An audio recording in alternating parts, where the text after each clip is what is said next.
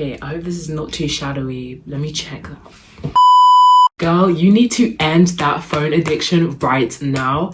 If you're struggling on what to do instead of scrolling on your phone, in today's video, I'm going to be showing you guys 10 cozy girl habits. These are all things I pretty much think are accessible to most people, and if they cost anything, they're not too expensive. Anyway, I am so excited, so let's get into the video. The first hobby that you guys can do is colouring. I feel like colouring has become so popular recently, and here I have the Girl Moments colouring book, which is one I really recommend you guys get your hands on because it's usually always sold out on Amazon. But I think colouring is just so therapeutic, it's so easy to do, and trust me, you don't need those expensive away markers or whatever they're called. Like, I've already completed a whole page in this book, and I use mild liner highlighter pens, which is probably still not the best thing to do, but I know that you can find some really good, cheap yet awesome colouring pens from places like Shein. The next thing you guys can do is bullet journaling / scrapbooking. So if you've been watching my channel for a while, you know that I've been bullet journaling for about 4 years now. It's something that I really like to do, and I think there are so many different branches of bullet journaling that anybody who has even the slightest bit of artisticness in them can find a category of bullet journaling that they like. So the first style of bullet journaling is kind of just like along the graphic side, very much drawing and calligraphy and not really printing and sticking everything. And I guess this would also fall in the category of using your bullet journaling to plan your life. So this would be stuff like mood trackers, calendars, all that sort of thing. And then another type of bullet journaling that I've been doing more recently is a very much scrapbook style. So this is all mainly cutting and sticking, barely any writing, all about how you piece pictures together. And the final type of bullet journaling, I don't really know which category to put this into or how to explain this category, but it's kind of like scrapbooking, but it's not really scrapbooking. With these bullet journal pages, it's more minimalistic, and it also has a very, very niche theme. Third hobby is pretty much in your face at this point, but it is reading books. Trust me, if you don't like reading, there's a book out there for everyone. I used to be one of those people who read when they were like a little kid, but then when they got older, I wasn't really that interested in it.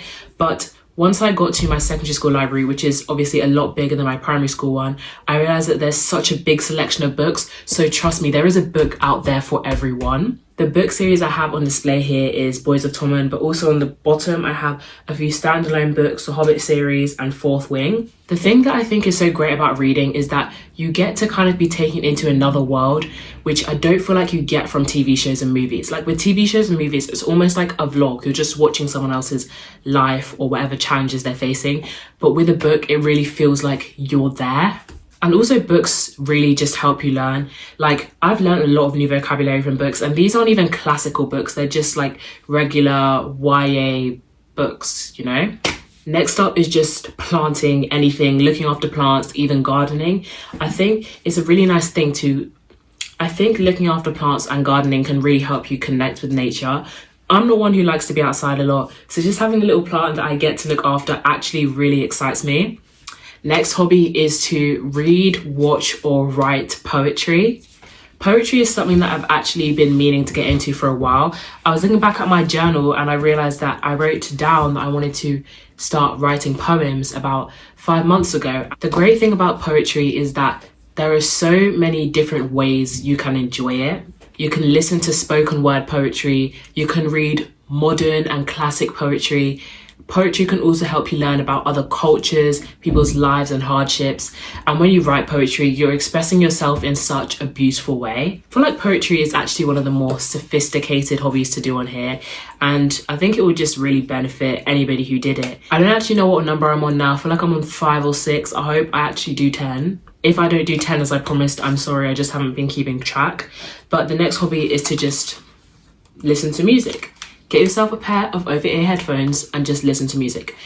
Explore new songs. Don't just listen to the same artist. Like, make listening to music this whole experience.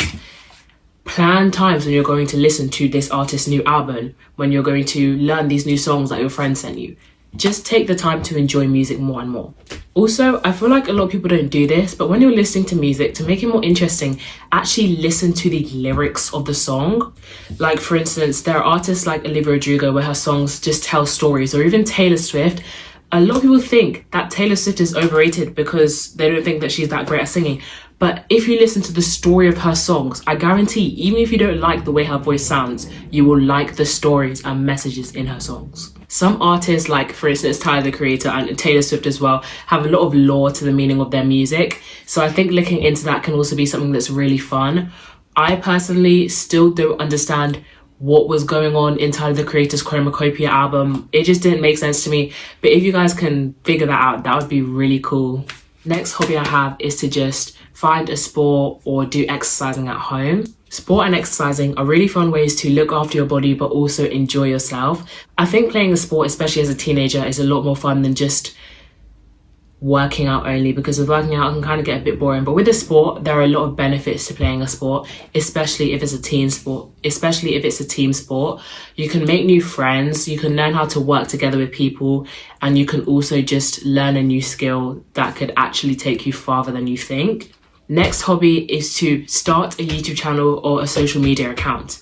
I make YouTube videos and I absolutely love it. Even though I'm not like a super famous, it's still a lot of fun. And if you find making YouTube videos fun, just get over that boundary in your head that other people are going to think weird of you if you make one, and just make that channel. Even if you feel like it's not successful, as long as you enjoy it and as long as you're doing it with your best efforts, that's what I think matters the most. But I would say if you're starting a YouTube channel or any social media channel, be prepared to put more in than what you get out. At the end of the day, everybody's just out there trying to do their best. So as long as you do your best in whatever you do, I think that's what matters the most. I seriously don't know if I've told you guys 10 hobbies to do like I promised, so I'm just going to think of 2 more and then we'll end it there. Okay, so the penultimate hobby is to watch TV. Now you're probably thinking, okay, so you're telling me that I shouldn't scroll on my phone, but I should watch TV. Hold up, there's a difference. When you're watching TV, and I mean watching TV only, not even watching TV while playing Blockbuster or something, just watching it with your full attention. When you're watching TV, you actually have to pay a lot more attention than you think. It tests your attention span, and also I feel like it's actually better for you than just watching social media, because in a way it's less detrimental to your mental health because you're not constantly seeing about other people's lives, because everything in TV shows is fake. And then also in TV shows, you just know that it's not reality. Because even though you watch social media and you know it's a highlight reel of someone's life, I feel like we all still have that tendency to believe that that's how their life is. But with a TV show, knowing strictly that this was made for your entertainment and it's completely fake can actually make it a lot more enjoyable, and I think it can help you to compare yourself like less to the people that you're seeing on your screen. I hope that made a little bit of sense, but what I'm trying to say is that TV is better for you than watching social media and scrolling, because TV is fake and social media is a highlight reel of people's lives, but we can feel like that's how their lives always are. Finally, the last thing you guys can do instead of scrolling is sleep. I know this sounds like a really silly one, but if you're scrolling and you're just wasting time, then why not spend that time sleeping, getting energy to be more productive later in the day? Anyway, thank you guys so much for watching this video. I hope you enjoyed it. I really enjoyed filming this, and I'll definitely be trying to post more.